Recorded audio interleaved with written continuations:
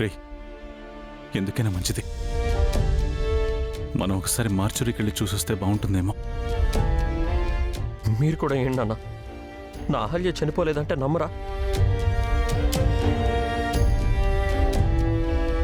చనిపోయింది అహల్యని పోలీసులు అంత ఖచ్చితంగా చెప్తున్నారు కదరా, ఇంకా నమ్మనంటే ఎలా? ఆ పోలీసులే కాదు, ఆ దేవుడు వచ్చి చెప్పినా సరే నేను నమ్మనని చెప్పాను కదా.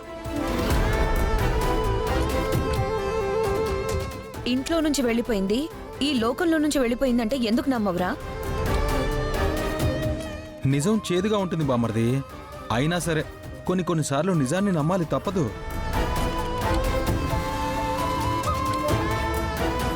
అహల్య అంటే నీకు ఎంత ఇష్టమో మాకు తెలుసు.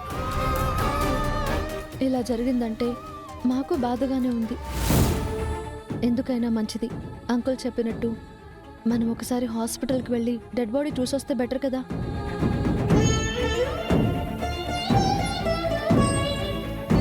గౌతంలా కాదు, ఒక డాక్టర్గా రావచ్చు కదా. అవసరం లేదు.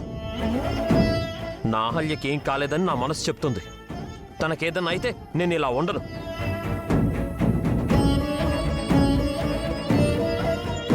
ఏంట్రా నీ మనసు చెప్పేది? ఎన్నిసార్లు పదే పదే ఆ మాట అంటావు? ఇంట్లో నుంచి వెళ్ళిపోయిందని నీ మనసు నీకు చెప్పిందా? లేదు కదా. పోనీ ఇంట్లో నుంచి ఎక్కడికి పోయిందో నీ మనసుకు తెలిసిందా? లేదు కదా. అది చచ్చిపోయిందిరా, చచ్చిపోయింది.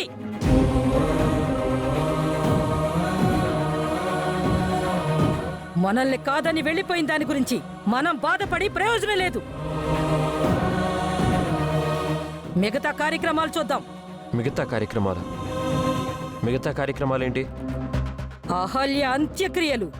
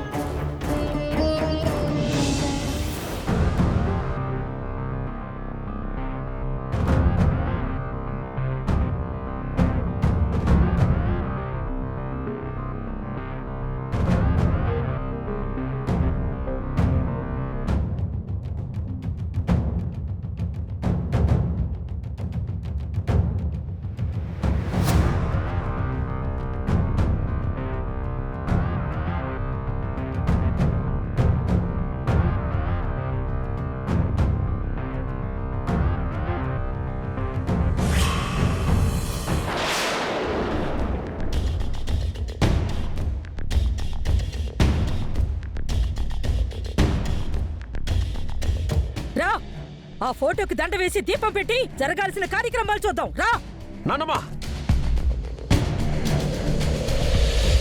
నా అహల్య ఫోటోకి దండేసి దీపం పెడతావా? ఏమనుకుంటున్నావు నువ్వు? తను చనిపోలేదు, బతికే ఉంది.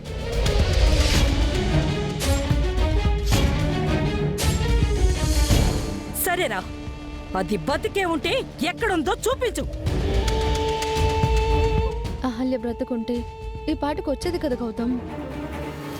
ఇంకా ఎందుకు రాలేదు అంటే దాని అర్థం ఏంటి? ఎక్కడుందో తెలీదు, కానీ ఎక్కడున్నా సరే నా కోసం, బాబు కోసం తను వస్తుంది.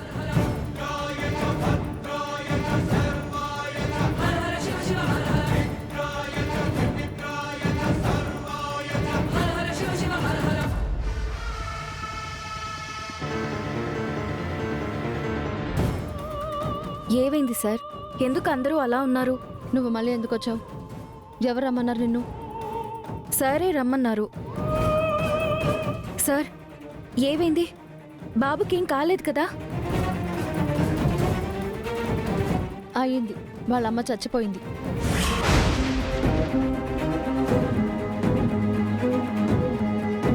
బాబు కన్న తల్లి చచ్చిపోయిందా? అవును, నిన్న కొండ మీద నుంచి దూకి ఆత్మహత్య చేసుకుందంట. ఎవరు చెప్పారు మీకు? పోలీసులు. తన డెడ్ బాడీ మార్చరీలో ఉంది. తన బిలాంగింగ్స్ తీసుకొచ్చి తను చనిపోయిందని చెప్పారు.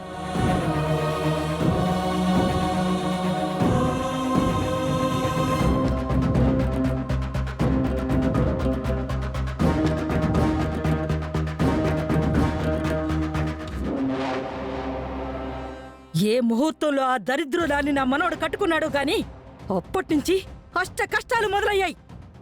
ఇంట్లో ఎవ్వరికీ మనశ్శాంతి లేదు.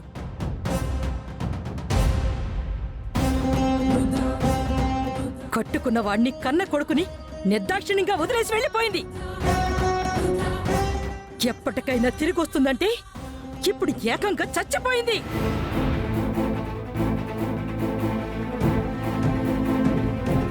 కానీ ఆ నిజం వీడు ఒప్పుకోవట్లేదు. దానికి అంత్యక్రియలు చేద్దామంటే అడ్డుపడుతున్నాడు. నానమ్మా, నా అహల్య దరిద్రురాలు కాదు. నా అహల్య చనిపోలేదు.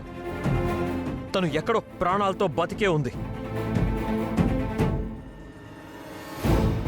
అయినా నీకెన్నిసార్లు చెప్పాలి తనకేమన్నా అయితే నా మనసుకి తెలుస్తుంది అని?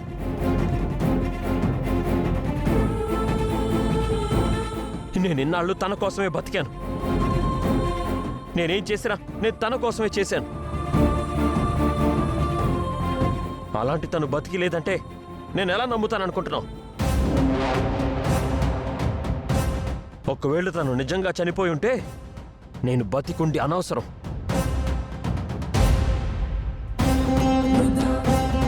అహల్య గుండె ఆగిపోతే నా గుండె ఆగిపోతుంది.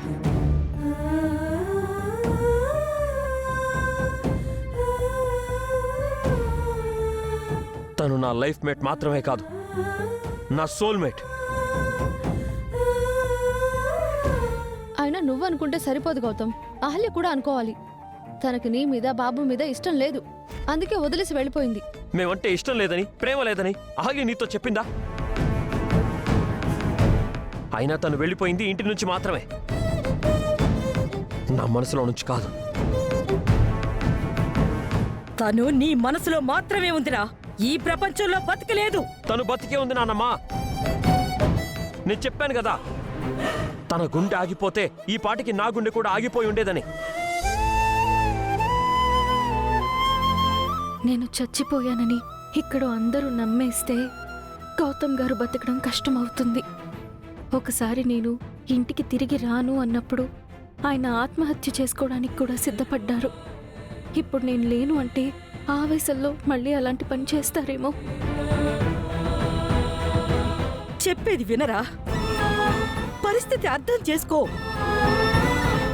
అహల్య లేదు, చనిపోయింది.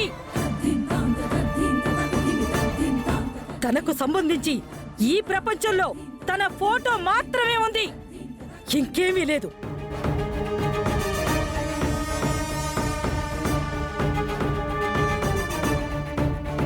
సార్, అహల్య అంటే ఆవిడేనా? అవును. ఈవిడ చనిపోలేదు సార్, బ్రతికే ఉన్నారు.